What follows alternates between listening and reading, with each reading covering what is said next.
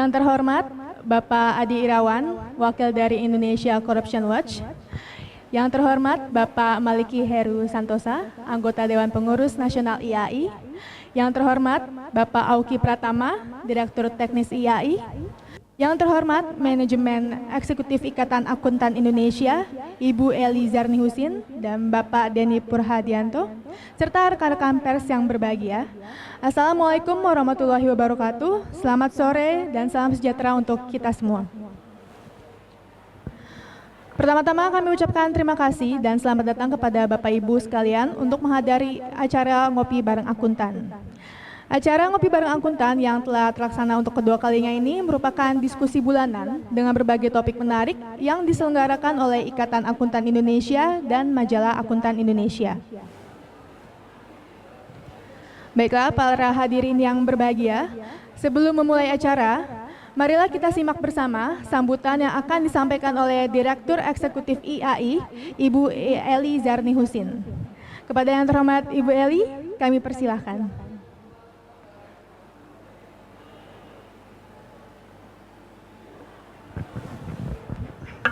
Assalamualaikum warahmatullahi wabarakatuh. Pak Maliki, anggota Dewan Pengurus Nasional IAI yang terhormat, Pak Ade, dan semua rekan-rekan hadirin yang ada di sini. Senang sekali bahwa pada hari ini IAI bisa kembali melaksanakan acara Ngopi Bareng Akuntan. Jadi satu program yang memang dilaksanakan untuk membuat IAI bisa berkomunikasi secara intens dengan rekan-rekan dari berbagai media dan juga sebagai wujud kontribusi IAI untuk perkembangan, untuk merespon berbagai perkembangan yang terjadi di masyarakat. Topik yang diangkat kali ini adalah topik yang menurut pandangan kami, topik yang memang harus direspon segera oleh profesi terkait dengan transparansi pelaporan bagi ormas. Concern dari IAI adalah untuk membuat transparansi dan akuntabilitas dari berbagai institusi yang ada di Indonesia ini tentu menjadi jauh lebih baik lagi. Begitu pemerintah mengeluarkan undang-undang, kita memahami bahwa respon di masyarakat mungkin fokusnya terkait dengan bagaimana institusi ormas itu sendiri. Tapi kami sebagai organisasi profesi yang menaungi akuntan di seluruh Indonesia tentu punya concern khusus terkait dengan pelaporan dari ormas yang ada. Jumlah ormas sangat banyak, 140.000 tersebar di seluruh Indonesia. Dan tentu harus ada regulasi dan ketentuan yang mengatur lebih lanjut bagaimana ormas ini bisa bersikap lebih transparan dan akuntabel. Senang sekali kami bahwa pada hari ini anggota Dewan Pengurus Nasional Pak Maliki berkenan hadir. Nanti beliau akan share pandangan dan perkembangan yang ada di profesi. Lalu kemudian juga ada diskusi yang bisa kita laksanakan dengan ICW maupun mungkin nanti kalau ternyata datang dari Forkabi kita juga bisa memahami lebih detail persepsi dari ormas, salah satu ormas yang ada di Indonesia. Kajian kami tentu terkait dengan eksistensi pelaporan atau regulasi yang ditetapkan oleh profesi saat ini. Wacana ke depan tentu dengan senang hati juga didiskusikan. Dan kepada teman-teman wartawan kami persilahkan untuk terbuka. Silahkan berdiskusi dan memanfaatkan momen ini dengan sebaik mungkin untuk mengekspor narasumber yang ada hari ini. Sekali lagi semoga acara diskusi kita hari ini bisa berjalan dengan baik, lancar, dan kemudian bisa menunjukkan peran dan kontribusi profesi sehingga kita bisa meningkatkan transparansi dari ormas yang jumlahnya cukup banyak tadi. Saya rasa itu saja sedikit pengantar, kita manfaatkan waktu hari ini untuk berdiskusi lebih banyak dengan narasumber hari ini. Terima kasih. Assalamualaikum warahmatullahi wabarakatuh.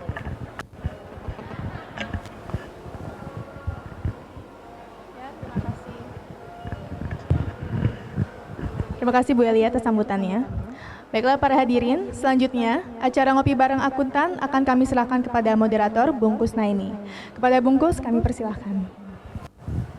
Ya, terima kasih Diandra. Bapak-Bapak Ibu, mohon maaf sekali lagi waktunya agak sedikit terbuang tadi untuk menunggu rekan-rekan yang dalam perjalanan. Tapi baiklah kita segera memulai saja acara kita hari ini. Diskusi kita seperti biasa acara Ngopi Bareng ini formatnya mungkin perlu sampaikan kepada Bapak-Bapak di depan. Ini formatnya ngobrol santai Pak. Jadi di forum ini kita nggak formal seperti sebuah seminar, tapi ngobrol. Karena itu nanti mungkin ketika bapak-bapak di depan sedang menjelaskan sesuatu, boleh dari floor-nya ada yang ingin menanggapi gitu ya. Atau mungkin narasumber yang lain juga boleh langsung menimpali. Jadi kita tidak memberikan kesempatan secara khusus. Semuanya bisa berjalan mengalir sebuah acara ngobrol, jadi bukan format seminar. Hanya saja mungkin kami ingin memberikan semacam guideline-nya apa yang mau kita bicarakan hari ini. Jadi pada hari ini kita akan mencoba membahas mengenai bagaimana dana dan laporan keuangan Ormas. Jadi mungkin pada bagian awal kami ingin mendengar dulu dari pengalaman ICW selama ini, bagaimana ICW mengelola dana, bagaimana kesulitan-kesulitannya, termasuk dalam hal ini problem dalam pelaporannya mungkin ya. Kemudian sesudah itu mungkin dari problem-problem yang muncul di lapangan, mungkin dari profesi, dari Pak Maliki, dari Mas Oki nanti bisa kasih masukan kira-kira gambaran-gambarannya untuk pelaporannya seperti apa. Atau hal-hal apa saja yang mungkin sesungguhnya perlu dikembangkan bersama-sama terkait dengan misalnya laporan keuangan. Dengan cara demikian mungkin dari forum diskusi ini kita bisa menghasilkan sesuatu yang konkret mengenai bagaimana sebaiknya pelaporan keuangan untuk dana Ormas ini.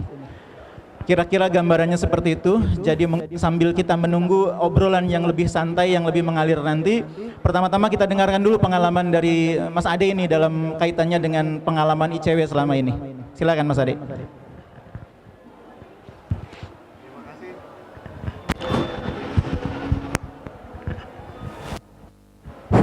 Terima kasih. Assalamualaikum warahmatullahi wabarakatuh.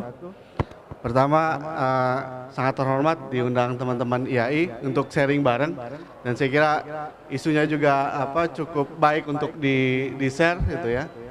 Dan saya kira ini sangat menyenangkan, mudah-mudahan bisa bukan cuma saya bisa share, tapi juga banyak dapat masukan dari teman-teman akuntan gitu ya. Kalau ingat bungkus, saya kira biasanya kalau begadang gitu ya, omongannya biasa kadang jelas kadang enggak, karena kalau nonton dini hari itu kan kadang ya antara tidur dan bangun gitu ya. Jadi saya kira sangat familiar. Nah, pertama kalau bicara soal transparansi dan akuntabilitas lembaga macam ICW ya, organisasi masyarakat macam ICW. Saya tidak akan banyak bahas soal Ormas karena posisi kami jelas menolak undang-undang Ormas itu ya. Tapi saya akan cerita governance di kami dan bagaimana pengelolaan uang di kami itu ya. Nah, pertama kalau bicara soal governance, transparansi dan akuntabilitas, saya kira ada atau tidak adanya undang-undang Ormas ini gitu ya. Ini mestinya jadi keniscayaan gitu. Mesti jadi kebutuhan bagi organisasi masyarakat gitu ya, terutama bagi LSM gitu ya. Kenapa? Saya kira ada dua faktor ya. Pertama faktor eksternal, kedua faktor internal. Faktor eksternal saya kira ini yang paling berat gitu ya. LSM ini kan tukang mengkritik gitu ya, tukang koar-koar gitu ya. Dan saya kira sebelum terutama kami di ICW sebelum meminta lembaga lain itu ya, terutama pemerintah atau DPR untuk terbuka, kami mesti mulai dari kami gitu. Jadi ada semacam beban moral untuk itu gitu ya. Yang kedua, kenapa ini penting transparansi dan akuntabilitas terutama di keuangan? Ini salah satu bentuk pertanggungjawaban LSM gitu ya, macam ICW ini kepada publik gitu ya. Mandat ICW misalnya gitu ya adalah dengan rakyat gitu ya. Makanya kemudian ada kebutuhan bagi lembaga-lembaga macam kami untuk membuka semua hal gitu ya, termasuk laporan keuangan kepada publik gitu ya. Jadi dan yang kedua ini ada kaitannya dengan yang kedua. Ketika kami terbuka, misalnya kami di ICW kepada publik, kami juga mengharap ada dukungan dari publik gitu ya. ICW nanti saya cerita sekarang sedang juga mendorong public fundraising gitu ya. Dan salah satu prasyaratnya adalah adanya keterbukaan gitu ya. Nah, dari sisi internal kenapa kita harus terbuka? Saya kira paling tidak ada dua hal. Pertama, ini bagian dari upaya membangun demokratisasi di lembaga-lembaga LSM atau Ormas gitu ya. Keterbukaan ini bagian upaya untuk menjamin agar proses demokrasi di internal institusi ini bisa berjalan dengan baik gitu ya. Nah, bagaimana misalnya anggota organisasi ini bisa tahu misalnya uangnya dapat berapa, dikelolanya seperti apa, digunakan untuk apa? Ini saya kira sangat penting dan sebenarnya bukan cuma internal, eksternal juga mesti tahu gitu ya. Itu yang pertama. Yang kedua, pentingnya transparansi dan akuntabilitas ini juga bisa mencegah terjadinya penyimpangan-penyimpangan di lembaga-lembaga di ormas-ormas itu atau di LSM-LSM ini gitu ya. Nah, kita tahu lah banyak juga terjadi masalah-masalah seperti ini. Ada fraud di dalam ormas. Ini salah satunya terjadi kenapa? Karena tidak terbuka, tidak jalan mekanisme keuangan dan sebagainya gitu ya. Nah, pertanyaan besarnya apakah kemudian semua ormas, semua LSM ini sudah terbuka, sudah akuntabel gitu ya. Saya kira ya, saya tidak mau komentar banyak soal ini. Saya lihat memang juga ada beberapa yang sudah mulai terbuka gitu ya. Walaupun juga banyak yang sangat tertutup gitu ya. Banyak juga yang seperti itu. Karena saya kira banyak juga di kepala teman-teman aktivis menganggap bahwa akuntabilitas, transparansi ini tidak menjadi bagian penting gitu ya. Gitu ya. Justru yang penting adalah lembaga pemerintah gitu ya. Sedangkan internal ormasnya atau LSM-nya ini tidak penting. Ada juga yang berpikir seperti itu, tapi juga banyak yang sudah berpikir maju seperti yang saya katakan tadi. Ini menjadi bagian penting dalam organisasi. Nah, lalu pengalaman ICW seperti apa?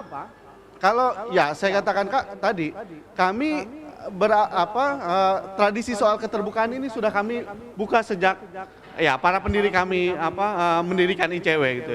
Kami memang semua hal bisa diakses oleh publik gitu ya.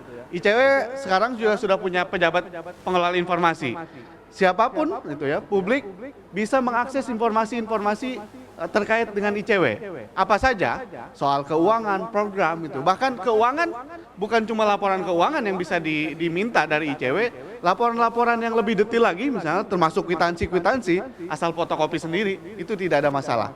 Jadi kami bisa dimintai sampai seperti itu. Jadi sebenarnya saya sebulan atau 2 bulan yang lalu tuh ada LSM yang bilang mau investigasi ICW gitu kan soal keuangan. Saya kira nggak perlu investigasi, minta aja laporan keuangan ke ICW gitu ya. Pasti kami kasih. Pasti kami kasih. Yang tidak bisa kami kasih itu pelapor yang melaporkan kasus korupsi kepada ICW. Gitu. Karena kami di ICW dalam 1 tahun paling tidak menerima sekitar 700 pengaduan masyarakat gitu ya. Dan kami punya kode etik untuk merahasiakan nama pelapor kami gitu ya. Itu saja yang tidak bisa diakses gitu ya. Yang lain kalau laporan keuangan saya kira tanpa diminta, ini kan bagian dari Undang-Undang Keterbukaan Informasi Publik. Laporan keuangan menurut kami yang sudah diaudit itu informasi yang harus kami sediakan ya. Dengan sendirinya sudah kami publish. Bahkan kalau teman-teman bisa lihat di website ICW, laporan keuangan kami tiap tahun itu ada gitu ya. Jadi teman-teman bisa lihat progres keuangan ICW gitu ya. Kami semakin kaya atau kami semakin melarat gitu ya. Teman-teman bisa lihat di situ gitu ya. Dan kenapa? Ini sengaja kami publish gitu supaya orang tahu. Dan ini juga supaya ada pembelajaran bagi lembaga-lembaga yang lain, termasuk lembaga pemerintah atau DPR yang sering kami kritik untuk juga melakukan hal yang sama. Nah, itu yang pertama.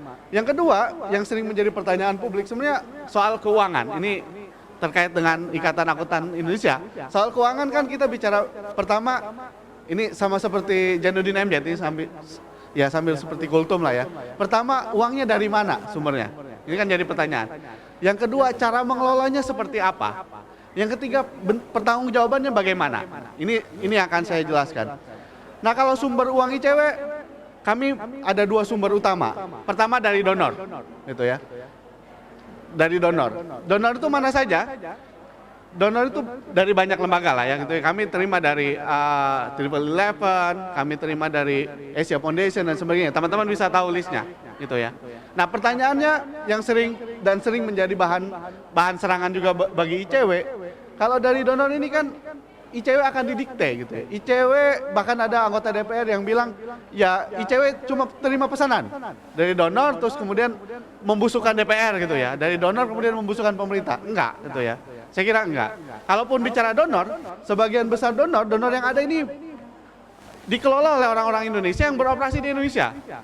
Saya sebut saja misalnya Asia Foundation, Akses yang menjadi donor ICW, lalu kemudian MSI gitu ya. Itu organisasinya ada di Indonesia dan dikelola oleh sebagian besar orang Indonesia. Yang lain untuk dapat uang dari donor juga tidak semudah membalikan tangan gitu ya. kompetisinya tinggi. Tadi sudah disebutkan, LSM ini bejibun gitu ya. Sumber uang nggak banyak gitu ya. Kompetisinya juga tinggi gitu ya. Dan kompetisinya dari mana? Ya kalau kami biasanya nyusun TOR atau nyusun proposal dan sebagainya. Nah, kalau ICW sendiri memang kami ya bukan lembaga palu ada ya, apa lu mau gua ada gitu ya. Kami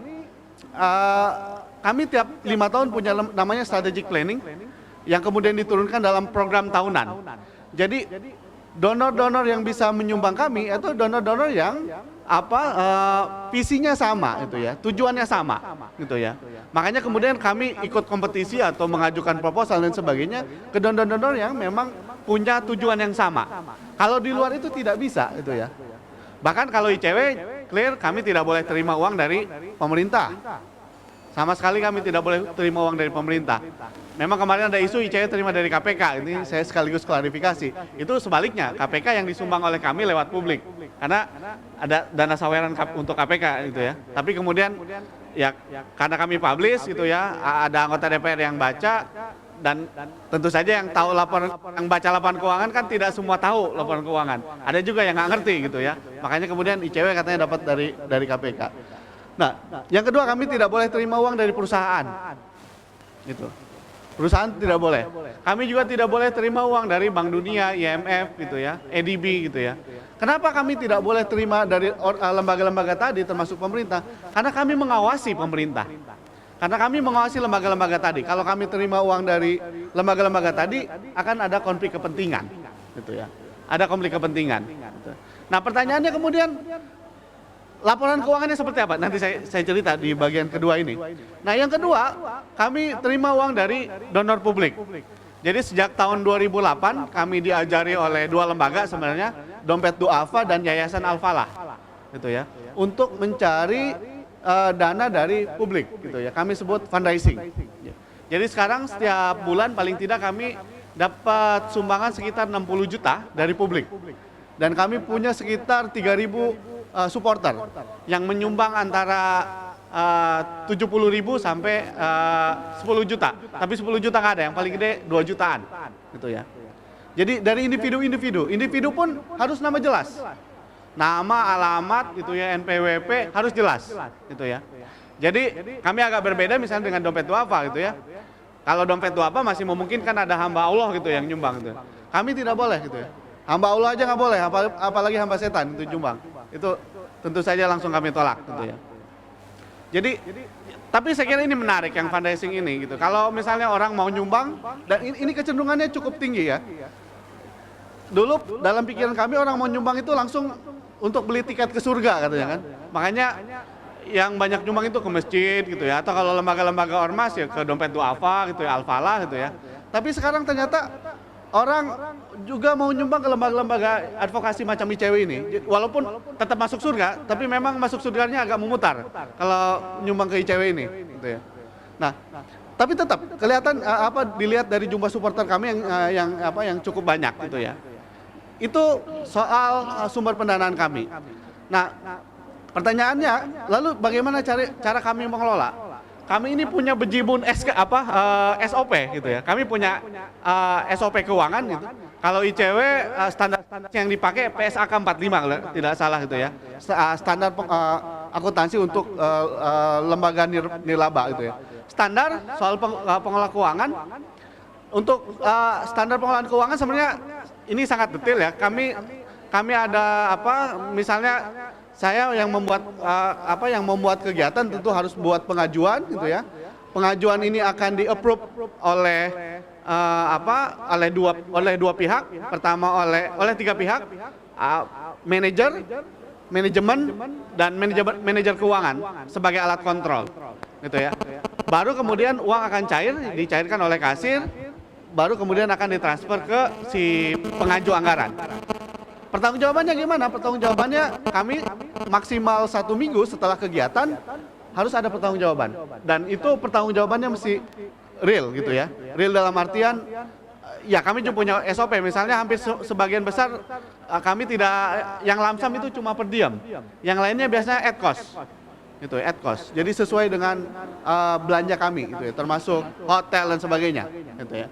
Jadi itu, nah kalau laporan keuangan seperti biasa tiap tahun kami diaudit gitu ya, ada kantor akuntan publik gitu ya. Hasil audit akan kami publikasikan di website. Biasanya sehari setelah ada laporan audit langsung kami publikasikan di website ICW supaya orang bisa tahu gitu ya. Mas Ade, saya potong dikit Mas Ade. Artinya sudah menerapkan PSAK 45 ya. Nah itu ada kesulitan nggak dalam penerapannya? Sebenarnya yang mestinya teman-teman keuangan, tapi so far so good sih, menurut saya sih ini tidak ada masalah gitu ya. Di audit juga tidak ada temuan. Memang yang menjadi kendala kami sebenarnya di teknis gitu ya. Kadang-kadang teman-teman yang menjadi pelaksana program biasanya delay dalam pelaporan gitu ya. Delaynya kadang-kadang dalam aturan kami seminggu bisa sebulan. Itu. Ini yang menjadi masalah gitu ya. Dan kemudian dalam beberapa hal juga kadang menjadi penghambat dalam audit gitu ya. Yang menjadi masalah kami terbesar lagi relasi kami dengan mitra. Karena uang ICW juga di-share dengan mitra lokal. ICW tidak punya jaringan, tapi untuk kerja kami punya mitra di beberapa daerah. Nah, biasanya uang ICW untuk ke mitra itu biasanya lama. Itu lama. Kadang-kadang bisa kami sampai datang ke lembaga. Kami minta orang keuangan datang ke lembaga mitra gitu ya. Dan laporan yang dibuat pun kadang-kadang tidak standar gitu. Misalnya mestinya ada kwitansi dan sebagainya. Ini kadang-kadang kwitansinya kayak di ini. Pernah di kwitansinya kayak bukan kwitansi sebenarnya. Di kertas rokok itu ditulis. Ini untuk bayar ini berapa puluh ribu gitu ya. Ya ini kan repot gitu ya. Dan kami biasanya akan tolak seperti itu. Begitu. Mungkin saya ingin Pak Maliki sedikit mengomentari Pak. Dengan penerapan PSAK 45 itu Pak, apakah memang sudah itu yang paling baik pada saat ini? Lalu yang kedua, mengapa mungkin di antara ormas-ormas yang ada, ICW termasuk sedikit yang sudah mematuhi aturan mengenai pelaporan keuangan. Sebagian besar lagi jangankan mau transparan ke publik, jangan-jangan laporan keuangannya pun nggak ada. Biasanya kesulitannya apa tuh Pak? Terima kasih ya. Saya terus terang surprise tadi dari Pak Ade menjelaskan akuntabilitas dari ICW tadi ya. Jadi sebetulnya kalau kita bicara secara konsepsi, semua organisasi atau entitas dia harus mempertanggungjawabkan, harus akuntabel, ya kan? Dia punya sumber daya, baik uang maupun sumber daya lain-lainnya. Sumber daya itu bisa dana asing, dana dalam negeri, terserah dari dana mana saja. Tapi paling tidak dia harus mempertanggungjawabkan dua, akun keuangan kinerjanya. Itu yang konsep secara umum ya. Jadi semua entitas itu harus bertanggungjawabkan, terlepas daripada dana yang dikelola itu. Jadi bisa dana asing, dana siapa aja, nggak ada masalah. Yang penting entitas yang baik, yang governance itu harus mempertanggungjawabkan, harus akuntabel kepada stakeholdersnya seperti itu. Tadi dari ICW sudah menunjukkan hal itu saya surprise, saya kaget, saya pikir nggak berani dia, tapi ternyata saya dapat informasi luar biasa karena saya nggak lihat ininya Pak, website nanti saya lihat loh ya. Jadi itu luar biasa karena apalagi yang saya surprise-nya lagi sudah canggih gitu ya, sudah ngikuti PSAK 45. Kedua, diaudit lagi, itu sudah higher level itu Pak, high level dari akuntabilitas. Nah, sebetulnya PSAK 45 itu kan berlaku untuk artinya usaha-usaha yang sifatnya nirlaba termasuk ICW ini gitu ya. Cuma di Indonesia ini, kalau kita lihat dari adanya ormas ya, yang begitu banyak, tadi kurang lebih 140.000 ya, itu kan ada levelingnya barangkali. Karena 3 orang aja bisa jadi ormas ya Pak ya, 3 orang. Barangkali yang ke depan ini yang perlu kita siapkan dari IAI, barangkali IAI sebagai standar setting akuntansi ya, itu harus bisa ke depan kita harus menyiapkan pedoman yang bisa yang lebih sederhana lagi, yang bisa dilaksanakan oleh LSM ataupun ormas-ormas yang kecil-kecil, karena saya tidak tahu kriteria, saya belum tahu struktur dari profile daripada sekian ratus ribu dari LSM tadi. Apakah semuanya besar, menengah, kecil, nggak ngerti saya. Tapi karena di sini ormas itu ada yang bisa dibentuk 3 orang 4 orang, itu kan kayak di masjid gitu kan, dia cukup pertang aja gitu, tidak perlu jam. Tapi untuk yang yang besar-besar dia harus mempertanggungjawabkan sebagaimana PSAK 45 gitu loh. Jadi saya rasa apa yang dilakukan luar biasa. Satu itu. Yang kedua yang ingin saya intinya kalau kita bicara yang kita bicarakan ini kan bicara atau governance ya. Governance itu adalah definisinya banyak itu ya. Artinya bagaimana mekanisme hubungan elemen-elemen bangsa sehingga dia bisa memberikan suatu masyarakat menjadi adil dan makmur ya. Tentu dengan yang beretika paling tidak gitu. Itu ada 3 pilar. Government gitu kan, ada private, ada masyarakat civil society ya. Civil society itu dia mengkontrol agar government sama swasta itu governance, private governance. Ya tentunya masyarakat juga harus governance juga. Jadi ini sebenarnya tadi istilahnya Pak Ade itu adalah suatu keniscayaan bahwa semua entitas itu khususnya dalam konteks yang kita bicarakan ini harus berakuntabilitas dan transparan. Nah seperti undang-undang ormas terlepas daripada ditolak sama ICW, saya nggak bicarakan itu. Itu kan bukan ICW tidak menolak transparan akuntabilitasnya karena sudah transparan akuntabilitas. Mungkin yang ditolak apanya saya nggak tahu lah ya, tapi saya nggak bicarakan itu. Tapi paling tidak ICW mendorong dalam hal ini kita menunjukkan bahwa ICW sebagai organisasi apa sih Pak? Sebut organisasi massa Pak ya, masyarakat ya. Berkumpulan ya. Ini semangatnya adalah mendorong transparansi dan akuntabilitas. Itu saya rasa suatu hal yang bagus sekali ya. Sesuai dengan di mana Undang-Undang Ormas nomor 17 kalau nggak salah ya 2013 itu mengutarakan seperti itu. Kalau akuntansi, saya rasa IAI sudah menyiapkan PSA ke-45 itu sudah cukup bagus barangkali ya. Cuma barangkali untuk merespon kebutuhan yang ke depan itu yang mungkin kalau profilnya kita dapat nanti bisa ketahuan itu bahwa ada LSM atau ormas-ormas itu yang skalanya kecil gitu loh. Skalanya kecil mendengar ini yang perlu kita siapkan pedoman-pedoman yang lebih implementatif. Saya rasa gitu. Oke. Baik, terima kasih. Mungkin pertama-tama sebelum saya menambahkan sedikit, saya juga perlu menyampaikan apresiasi saya ya terhadap ICW. Saya juga terus terang kaget nih Pak, saya baru tahu kalau ICW sudah pakai PSAK 45, di audit, dipublish pula. Seperti tadi kata Bapak Maliki bahwa ini sudah levelnya sudah cukup tinggi ya Pak ya untuk ukuran LSM atau ormas atau perkumpulan terkait dengan pelaporan keuangan, akuntabilitas tadi. Mungkin kalau saya sedikit menambahkan mungkin dari sisi pelaporan keuangannya khususnya memang di IAI sebagai, terutama dalam IAI kan ada DSAK IAI sebagai standar setting body, memang kita menyiapkan tools dalam bentuk standar akuntansi keuangan tadi. Salah satu contohnya PSAK 45 yang untuk penyajian laporan keuangan entitas nirlaba. Salah satu tujuan yang ingin dicapai oleh tools itu sebenarnya kan adalah kita ingin memberikan suatu standarisasi bentuk pelaporan keuangan, bentuk pengaturan. Karena tadi seperti disampaikan Pak Ade, mungkin ada banyak tingkatan ormas atau LSM segala macam yang juga ingin menyampaikan informasi, salah satunya informasi keuangan kepada publik. Tapi mungkin tanpa ada suatu standarisasi itu akan berbeda-beda informasinya dan juga penerimaan publik pun akan semakin sulit untuk menerima informasi itu. Intinya tools-tools yang salah satunya SAK ini adalah sebenarnya memberikan kemudahan. Kemudahan dalam artian kemudahan bagi yang penyusun laporan keuangan agar dia memiliki suatu guidance, dan di sisi lain juga memberikan kemudahan kepada pembaca laporan keuangan itu sendiri bahwa ketika dia membaca laporan keuangan dia akan memiliki suatu petunjuk bahwa ketika dia membaca laporan keuangan misalkan ICW, dia akan mengerti apa sih, dari mana sih sumber dana ICW, apa sih yang dilakukan ICW dengan sumber dana tadi, dan pertanggungjawaban seperti apa. Dan ketika dia melihat hal-hal tersebut ke entitas yang lain, dia akan bisa juga mendapatkan informasi yang mungkin berbeda, tapi dia akan memiliki suatu pemahaman yang sama.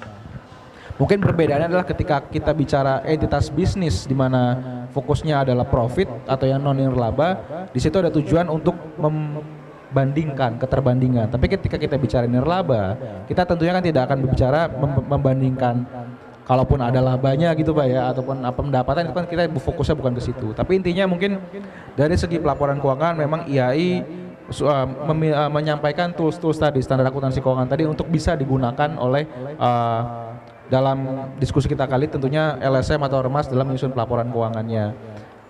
Menyambung tadi sedikit dari Pak Maliki, ketika kita bicara ormas atau LSM itu banyak tingkatan-tingkatan yang ada yang besar, ada yang menengah, ada yang kecil yang mungkin hanya 3 orang.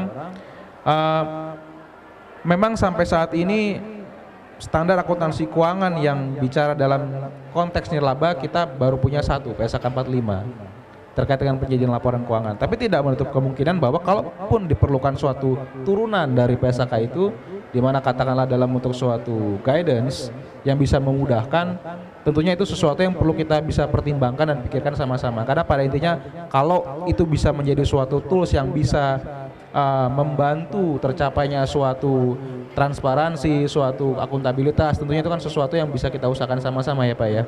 Nah, mungkin itu yang bisa saya tambahkan. Mungkin kembali Mas Ade, kita ingin mendengar juga tanggapannya. Untuk pelaporan keuangan yang dilakukan oleh ICW itu kan sudah pakai PSAK 45 yang dalam tanda petik bagi banyak ormas lain mungkin sudah cukup rumit.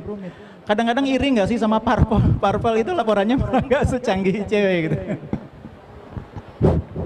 Prihatin sebenarnya, nggak ngiri gitu ya. Saya ini agak melebar ya.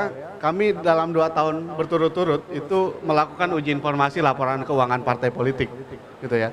Tahun 2011 kami hanya uji informasi laporan keuangan yang berasal dari APBN gitu ya. Asumsi kami ini mudah karena laporan keuangan yang berasal dari APBN itu, walaupun sebenarnya ini nggak bisa disebut laporan keuangan karena cuma laporan dari APBN saja gitu ya. Tapi asumsi kami ini partai bisa dengan mudah memberikan, karena mereka akan dapat uang kalau sudah ada sudah memberikan laporan keuangan kepada BPK dan kepada Kemdagri kalau tidak salah. Tapi ternyata sulitnya minta ampun. Kami setahun itu untuk dapat, beberapa partai bahkan nggak mau kasih gitu ya. Tahun berikutnya 2012 kamu uji informasi laporan keuangan keseluruhan gitu ya, arus kas itu ya, laba rugi dan neraca gitu ya. Tapi ternyata cuma satu partai, kalau ada 2. Pertama dari sisi proses, semua partai ketika diminta baik-baik, kami kirim surat permohonan informasi, mereka umumnya nggak merespon. Baru kemudian setelah kami sengketakan di Komisi Informasi, ada yang merespon, ada yang enggak gitu ya. Nah, yang merespon pun ada beberapa golongan. Ada yang memberikan laporan yang memang cukup baik gitu ya. Saya kira catatan kami yang laporannya cukup baik itu PKS. Dia punya laporan konsolidasi di DPW malah gitu ya. Walaupun kemudian kalau lihat dari isinya, kami juga agak ragu gitu ya. Isi dalam artian, ya kalau lihat dari total pendapatan mereka cuma 22 atau 23 miliar gitu. Kalau dibandingkan dengan isu yang dibuat oleh teman-teman wartawan sampai 2 triliun kan jauh banget gitu ya. Ada juga partai yang saya nggak tahu ya. Menurut saya sih ya memang juga semuanya harus fokus gitu ya. Laporan keuangannya itu lebih miskin dibanding kami. Saya kira kami miskin gitu ya. Partai sebagian besar dilihat laporan keuangannya miskin gitu ya. Ada partai yang pendapatannya nggak nyampe 1 miliar dalam 1 tahun gitu. Nggak sampai 1 miliar gitu ya. Termasuk partai-partai besar gitu ya. Gitu ya. Nggak nyampe gitu ya. Termasuk Golkar hanya memberikan laporan keuangan yang dari APBN saja gitu ya. Gitu. Nah, kalau Demokrat bahkan sama sekali nggak memberikan laporan keuangan kepada kami gitu ya. Sama sekali sampai hari ini, walaupun Komisi Informasi memutuskan agar dia memberikan laporan gitu ya. Nah, kami sih curiga gitu ya. Dan kami juga lakukan di daerah-daerah, kami ketemu dengan beberapa pengurus daerah, kami curiga sebenarnya mereka tidak mau memberikan laporan itu bukan karena tidak mau memberikan. Tapi mereka tidak mau memberikan laporan keuangan itu karena mereka tidak punya laporan keuangan. Kami curiganya seperti itu. Setidaknya paling tidak dikonfirmasi di daerah, kami ketemu dengan termasuk dari IAI di Sulsel gitu ya. Saya tanya, pernah ada partai yang meminta laporan keuangannya diaudit? Nggak ada. Kami juga uji informasi, dia bilang kami nggak punya laporan keuangan gitu ya. Nah saya curiga partai-partai ini memang nggak punya laporan keuangan gitu. Mestinya sesi yang dulu ya kita diskusi soal ini gitu ya. Tapi ya saya sih tidak ngiri, tapi ya prihatin gitu ya. Karena uang ini kan backbone gitu ya, baik di partai maupun di ormas itu, uang ini backbone. Kita mau mungkin begini Pak Ade, ini yang tadi nyambung yang tadi yang saya utarakan hampir sama nih, tapi saya nggak bicara parpolnya. Makanya pendekatannya itu adalah entitas gitu. Itu jangan bicara dana, pendekatan entitas. Entitasnya siapa? Misalnya ICW, ya dana dari mana aja ya pertanggungjawabkan semuanya gitu loh. Itu jangan bicara satu-satu. Malah itu kalau satu-satu itu saya tadi bicara dengan Mas Eki, bahwa itu malah berbahaya itu. Jadi satu dana dipertanggungjawabkan sama dana A, ada pengeluaran, terus tanggung jawab dana B, dan lain-lain, bisa triple itu. Jadi artinya dalam konteks yang kita bicarakan ini, kalau bicara governance, akuntabilitas itu akuntabilitas entitas gitu loh. Akuntabilitas entitas. Jadi sumber dana dari mana saja, ya pokoknya dipertanggungjawabkan itu dia. Sebab kalau misalnya dipecah-pecah, kalau misalnya government saja gitu, pemerintah saja, ya dia bertanggungjawabkan itu kan. Mungkin dengan bukti yang itu, terus dari Pemda didapat lagi, dipertanggungjawabkan seperti itu lagi. Makanya mungkin yang kita perlu dorong itu adalah kita bicara entitas, Pak. Bicara entitas ya. Mungkin kalau misalnya katakan ICW punya sumber dana dari A, dari B, dari C, tentunya dia mempertanggungjawabkan ABC itu seluruhnya ya. Misalnya si B ini minta pertanggungjawaban sendiri, tapi tetap dia harus memperlihatkan tanggung semuanya gitu. Misalnya yang donatur C ingin melihat yang lebih detail, silahkan, tapi secara keseluruhan dia harus tahu. Karena kalau dana itu kalau dia bercampur seperti air, kita nggak bisa misahkan itu. Itu kira-kira barangkali yang maksud Bapak kan itu kan, mungkin betul. Tidak hanya itu dananya barangkali. Saya kira memang ke depan juga mesti ini aturan soal pendanaan parpol, laporan keuangan yang diberikan parpol bukan cuma laporan dari sumber APBN saja, mestinya semua entitas parpol itu yang dilaporkan. Dan saya kira ini kan barang milik publik gitu ya, bukan cuma dilaporkan kepada pemerintah tapi juga dipublish. Tapi memang pertanyaannya, apakah mau? Kalau dalam riset kami, saya wawancara dengan beberapa bendahara partai, dia bilang pasti nggak akan mau gitu ya. Ada banyak alasan ya. Alasan utamanya mereka adalah mereka tidak mau agar logistik mereka diintip oleh lawan politik mereka. Makanya kemudian mereka nggak menganggap penting agar laporan keuangan ini dipublikasikan gitu ya. Nah, tapi kemudian kalau kemudian laporan keuangan ini memang tidak dikelola dengan baik, partai ya tetap aja dikuasai oleh elit-elit tertentu gitu, karena yang menjadi bohir mereka yang akan berkuasa penuh di partai. Saya kira bungkusnya ini juga bisa cerita ya, pernah nyalek juga kan gitu ya, bagaimana orang-orang yang punya uang ini yang punya kuasa besar di partai. Dan saya kira salah satu cara untuk meruntuhkan oligarki di partai adalah mendorong agar laporan keuangan ini dibuka gitu ya. Dan saya kira ini bukan hanya berlaku di partai, tapi juga berlaku di LSM itu ya, di ormas itu ya. Dan ya memang saya kira agak sedikit ribet, tadi menyambung ini ya pertanyaan tadi. Agak sedikit ribet, tapi saya kira sebagai sebuah kebutuhan ini harus dilakukan. Kami misalnya di ICW soal pengadaan, kami di atas 2.500.000 harus ada tender. Paling tidak ada 3 penawar gitu ya. Kalau di atas 10 juta harus ada tim panel. Ya memang prosesnya akan lama gitu ya. Tapi ini bagian dari upaya kami mendorong keterbukaan, akuntabilitas itu ya. Ya kami lakukan ini. Ribet tapi ya hasilnya akan baik gitu ya. Begitu.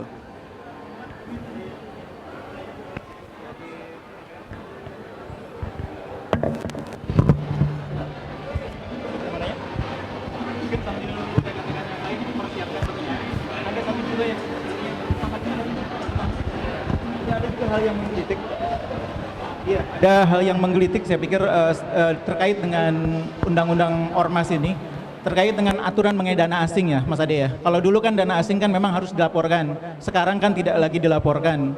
Nah sebetulnya peran dana asing dalam kehidupan sebuah ormas itu sebesar apa sih Mas Ade? Apakah dia betul-betul menjadi tulang punggung sehingga ormas mungkin tidak bisa survive kalau nggak ada dana asing atau gimana Mas? Iya, saya kira saya nggak mau ambil contoh lembaga lain, ICW gitu ya. Sebagian besar uang ICW itu dari dana asing. Gitu ya. Walaupun memang kami akan mulai beralih ke sumbangan publik gitu ya. Jadi memang cukup signifikan gitu ya. Cukup signifikan. Dan untuk dana asing ini gitu ya. Saya kira sedikit menyambung tadi menyambung Pak Maliki juga. Untuk laporan sebenarnya Pak, selain kami berikan laporan keuangan umum, kami juga ini prosedurnya kan seperti ini. Kami misalnya dapat program berapa miliar gitu ya. Kami untuk laporan kegiatan gitu ya, dan laporan keuangan dari program itu memang di-share ke mereka.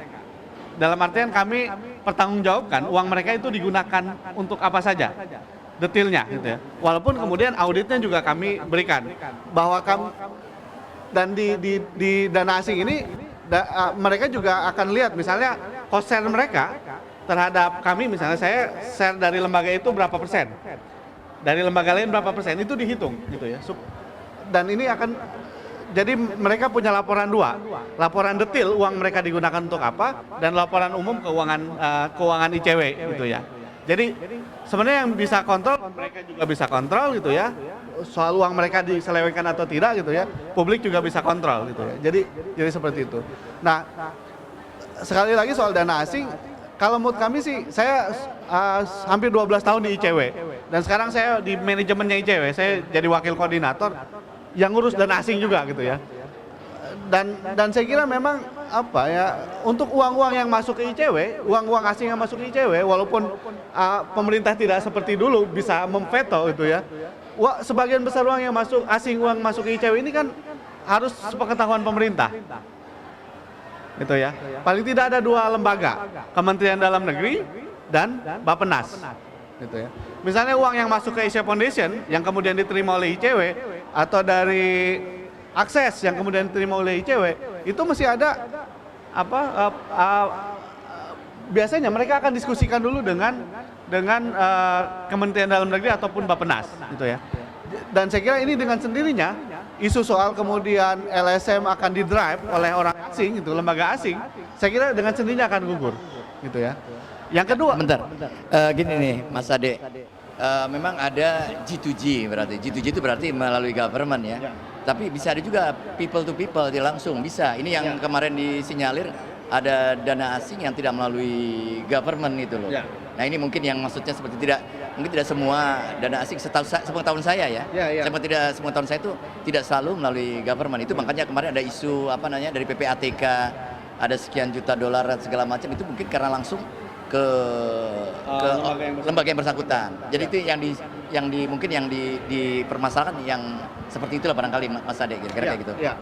Ya, tapi sebagian besar memang harus lewat pemerintah. Ya, sebagian besar, terutama donor-donor yang besar lewat pemerintah. Dari pemerintah ke lembaga-lembaga yang ada di Indonesia, kayak saya sebutkan tadi gitu. Baru kemudian mereka akan bidding, kita ikut. Kalau kita menang bidding ya, kita akan dapat kontrak gitu ya. Dan tentu saya sebelum dapat uang kami baca Bismillah dulu.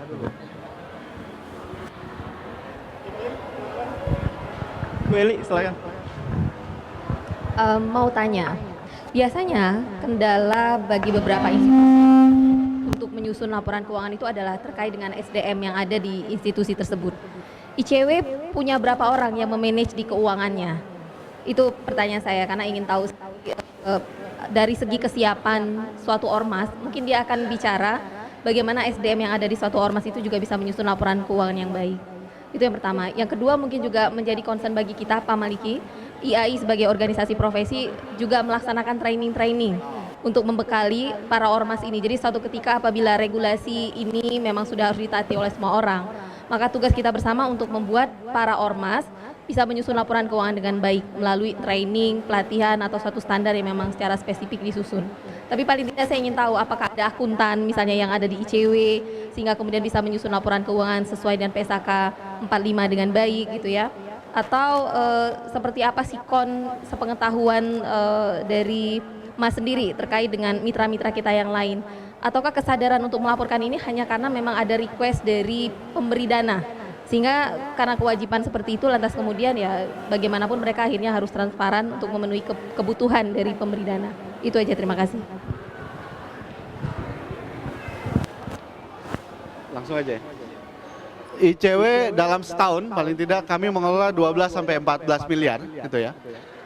Kami punya 4 orang di keuangan, 1 orang kasir, 2 orang akuntan, 1 manajer keuangan. Gitu. Mereka yang menjadi pengelola. Walaupun memang kami sekarang mau menambah 2 orang lagi, yang 1 konsultan keuangan gitu ya.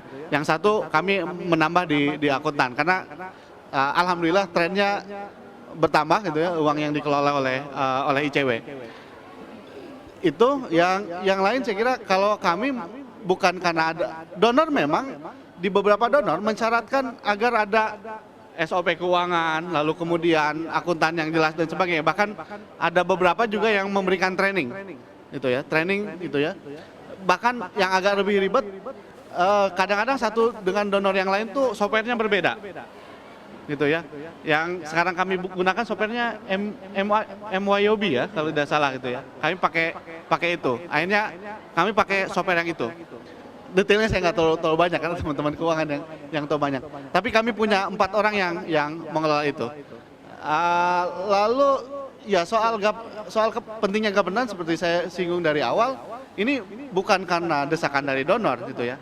Di beberapa donor memang nggak terlalu peduli juga gitu. Yang penting laporan keuangan mereka, laporan kepada mereka jalan, is okay gitu ya. Tapi sekali lagi kalau kami punya beban moral gitu ya. ICW punya beban moral. Kami nyuruh orang lain untuk terbuka, transparan, termasuk laporan keuangan, terus kami sendiri tidak. Ini kan sama saja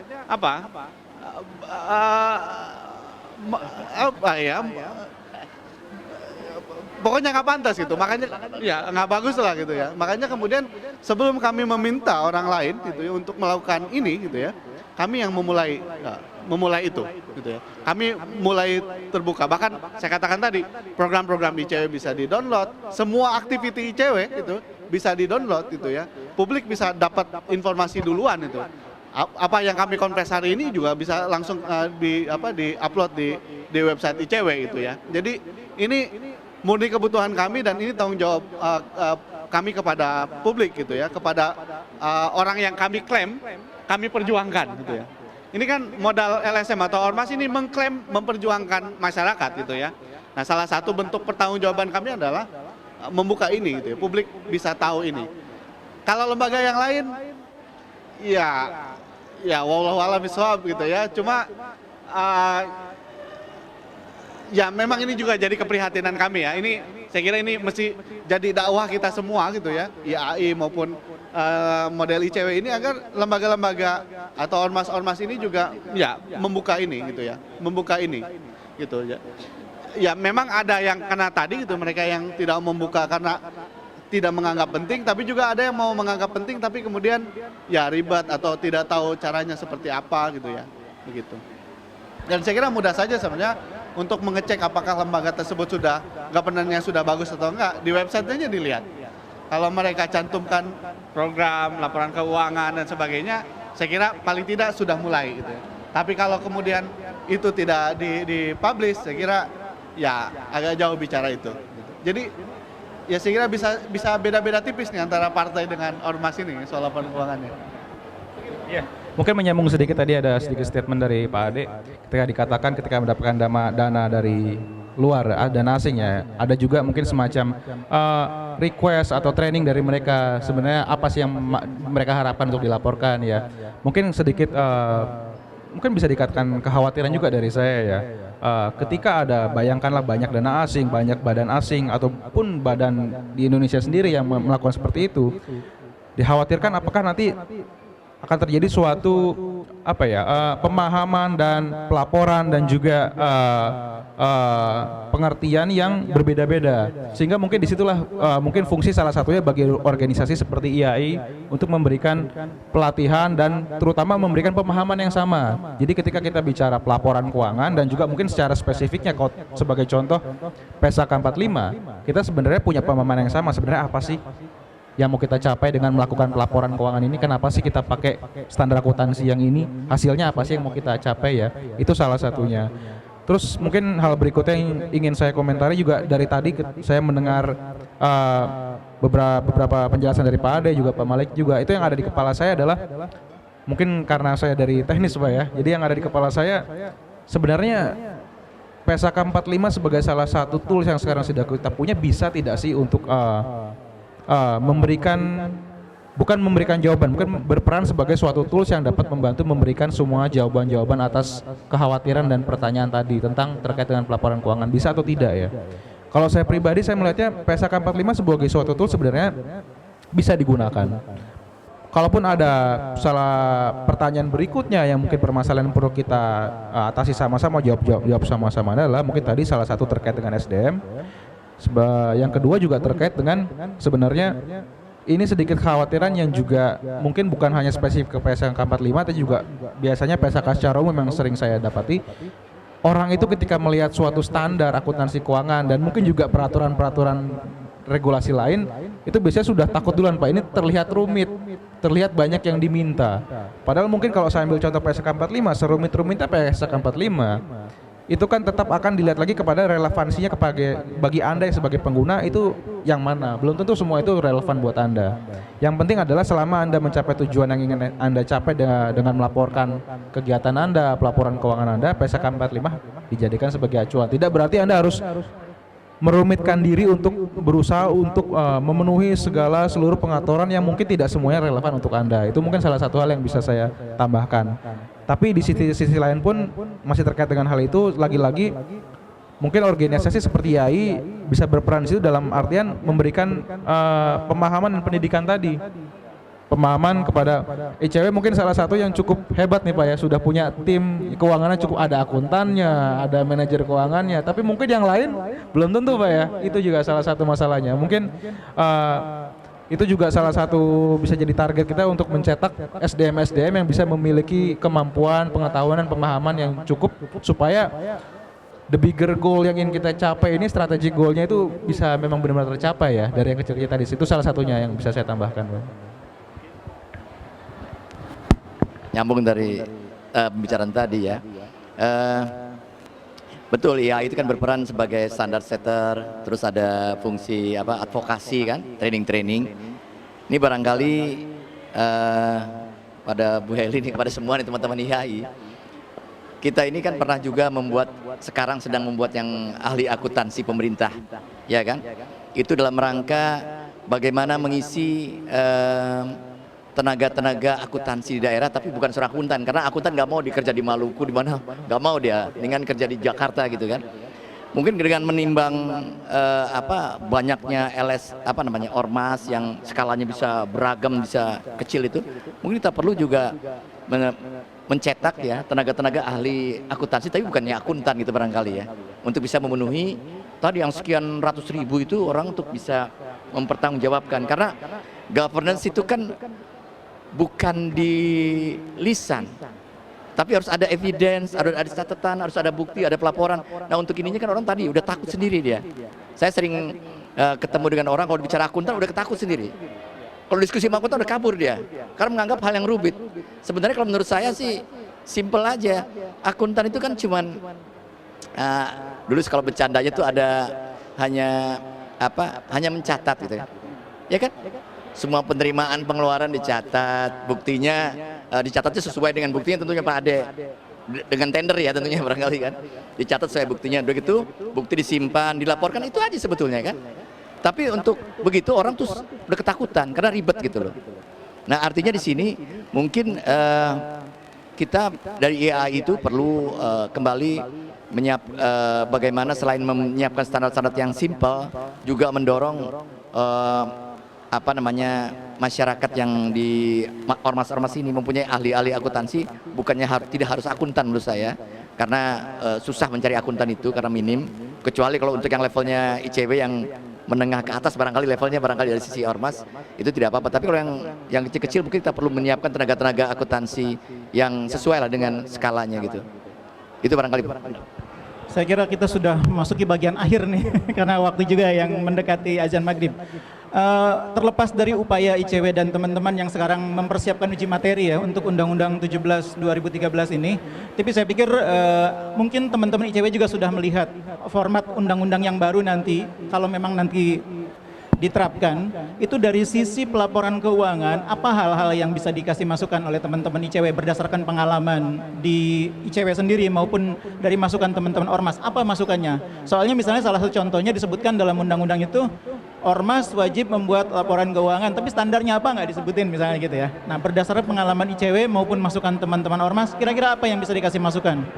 Untuk sekarang ini kan sedang mulai tahap pembuatan PP-nya ya, sesudah undang-undangnya diketok palu DPR, dan kalau uji materinya nanti ternyata misalnya tetap berjalan undang-undangnya, PP-nya sedang berjalan. Ada nggak masukan dari ICW untuk ini? Saya kira teknisnya teman-teman lah yang tahu ya. Kalau dalam pengalaman kami saya kira ya ribet iya, tapi kemudian iya. Dan ini penting gitu ya. Sekali lagi saya kira laporan keuangan ini penting gitu bukan cuma bagi publik untuk mengontrol ormas gitu ya, tapi juga di internal. gitu ya. Di internal ormas sendiri gitu ya, di internal LSM sendiri gitu ya.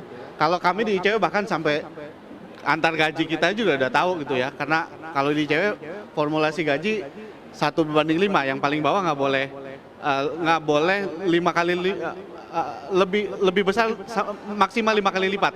Jadi OB sama direktur itu bedanya cuma 5 kali lipat.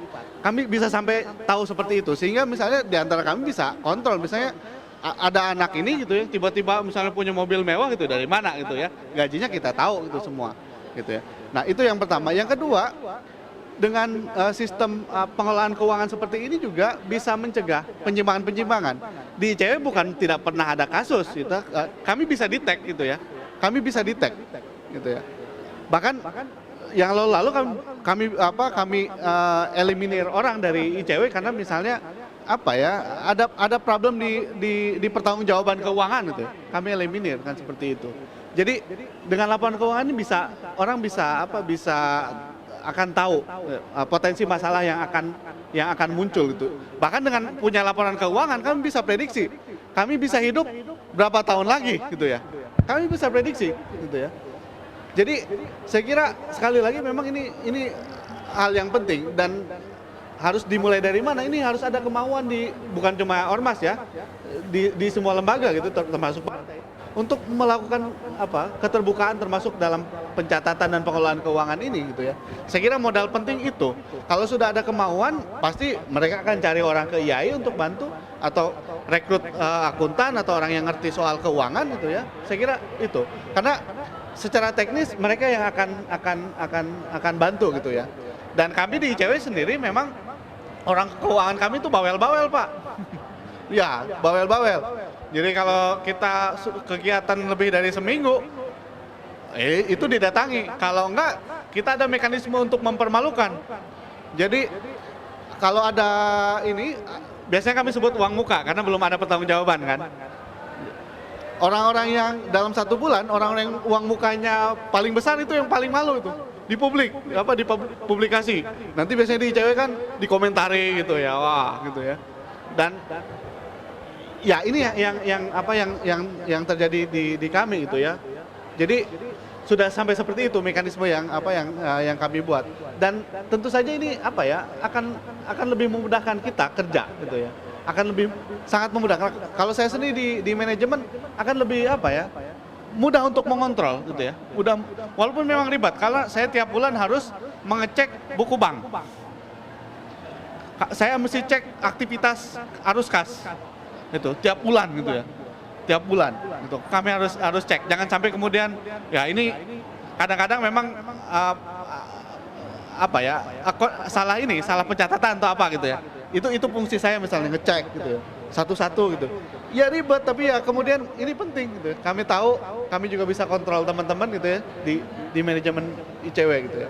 Saya kira itu. Tapi yang memang satu hal misalnya yang soal akuntan gitu ya, yang menjadi masalah mestinya cuma satu ini, yang laba Pak.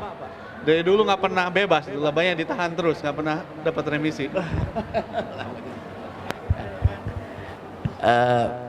Ya tadi sudah dengar dari ICW ya, tapi mungkin kalau saya bisa sampaikan ya,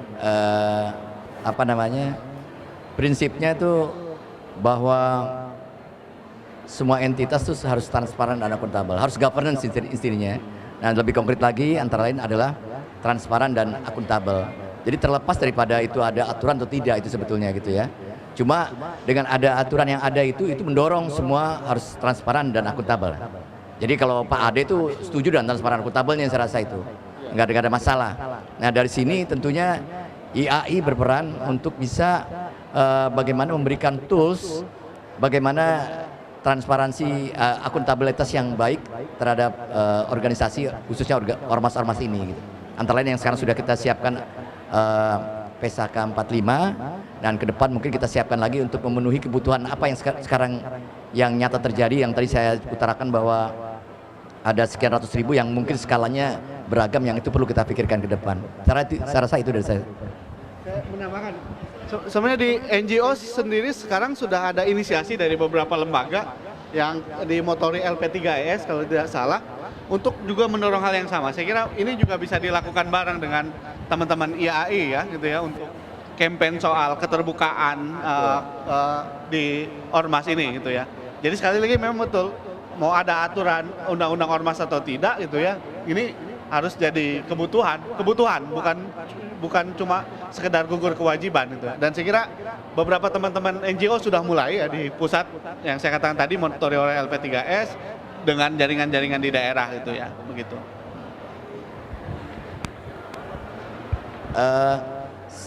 Artinya adanya undang-undang itu mendorong karena tidak semua ormas ya seperti ICW kan gitu kan. Kalau semuanya kayak ICW nggak masalah barangkali ya, semua tuh kita nggak usah ada apapun, pasti mereka yang bertanggung jawab. Jadi dengan ada ininya tentunya semua ormas harus transparan dan akuntabel, gitu kan Pak Ade ya. Nah sekarang kita dari IAI mempersiapkan toolsnya, dan yang perlu saya sampaikan NGO di luar itu dia punya governance structures daripada NGO, dia punya internal control dari NGO, dan dia punya pola-pola bagaimana mencatat dan melaporkan pertanggungjawaban keuangan. Jadi punya seperti itu. Jadi ormas itu kalau di luar itu kayak suatu organisasi besar, dan memang itu organisasi seharusnya kan. Mungkin saya ingin menegaskan bahwa ketika kita bicara pelaporan keuangan tadi, alangkah lebih baiknya kalau kita bisa menyetujui ketika kita dalam konteks laporan keuangan kita menggunakan suatu standar yang sama, sehingga nanti kita bicara dengan bahasa yang sama, kita punya pemahaman yang sama, sehingga nanti tujuan-tujuan yang tadi semua ingin kita capai itu lebih mudah, harapannya lebih mudah tercapai ya. Nah ketika kita bicara tools yang sama, tentunya di Indonesia kita punya namanya standar akuntansi keuangan. Ada standar akuntansi keuangan umumnya, ada juga SAK Nirlabanya. Tentunya kenapa kita khusus bicara SAK Nirlaba, SAK 45, memang karena kita dalam konteks tadi LSM, Ormas. Tadi sudah saya sampaikan secara pribadi kok saya sepertinya melihat PSAK 45 bisa memenuhi kebutuhan itu. Tapi saya rasa kalau misalkan dari publik yang merasa bahwa kita membutuhkan sesuatu yang lebih, apakah lebih simpel, lebih sederhana, ataukah justru ada mungkin malah yang mengatakan PSAK 45 ada yang kurang ini. Mungkin itu hal-hal tersebut bisa disampaikan kepada IAI sebagai penyusun standar tadi. Itu mungkin salah satu hal yang perlu dipertimbangkan oleh publik. Karena kami pun dalam menyusun standar tentunya kan ingin mempertimbangkan hal-hal seperti tadi, terutama kebutuhan publik itu seperti apa sih? Apa sih yang perlu kita, tools seperti apa yang perlu kita adakan supaya kebutuhan itu terpenuhi. Mungkin itu salah satu yang bisa kita tambahkan. Ada tambahan Pak? Oke, saya pikir sesi diskusinya sudah berlangsung cukup hangat dan cukup banyak yang bisa kita dapat. Dari teman-teman mungkin sebelum kita akhiri ada yang ingin menambahkan lagi? Pak moderator. Iya. Tadi saya nggak sengaja utarakan, tapi sebetulnya terpikirkan. Iya, Kebetulan Pak Ade juga ngomong juga sama dengan pikiran saya, bahwa mungkin suatu saat kita perlu kumpulkan NGO untuk sosialisasi masalah akuntansi. Iya, saya pikir ide yang sangat menarik Pak. Yang menarik tadi Pak Ade nanti rencananya mau ini. Saya rasa itu bagus sekali. Iya. Dari IAI. Saya pikir itu ide yang sangat menarik, bisa bertemu dengan teman-teman Ormas ya sebagian besar.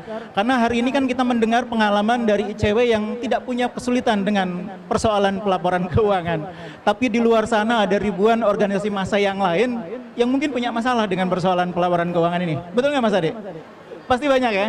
Dan hari ini kita mendengarkan contoh dari sebuah ormas yang sudah sangat terstruktur, sudah sangat baik pelaporan keuangannya. Mudah-mudahan itu bisa menjadi inspirasi bagi ormas-ormas yang lain. Dan satu pesan yang sangat kuat yang saya kira kita dapatkan hari ini adalah bahwa pelaporan keuangan ormas itu adalah hal yang sangat penting, bukan hanya untuk memenuhi kewajiban terhadap pemerintah, tapi juga bahkan bagi ormas itu sendiri untuk membuktikan bahwa ormas itu sendiri juga bisa transparan dan akuntabel ya. Saya pikir pesannya itu yang bisa kita dapat hari ini. Waktu berbuka puasa saya pikir tidak lama lagi akan tiba. Untuk itu waktu saya kembalikan ke Diandra. Terima kasih Bungkus dan juga terima kasih kepada para pembicara. Dan para hadirin yang berbahagia, demikianlah acara ngopi bareng akuntan dengan tema dana dan laporan ormas. Atas nama manajemen eksekutif IAI dan majalah Akuntan Indonesia, kami mengucapkan terima kasih atas kehadiran Bapak dan Ibu sekalian. Dan kami juga menginformasikan bahwa kami juga telah menyiapkan bingkisan untuk para hadirin berbuka puasa. Sampai berjumpa kembali pada acara ngopi bareng akuntan selanjutnya. Wassalamualaikum warahmatullahi wabarakatuh dan selamat sore semuanya.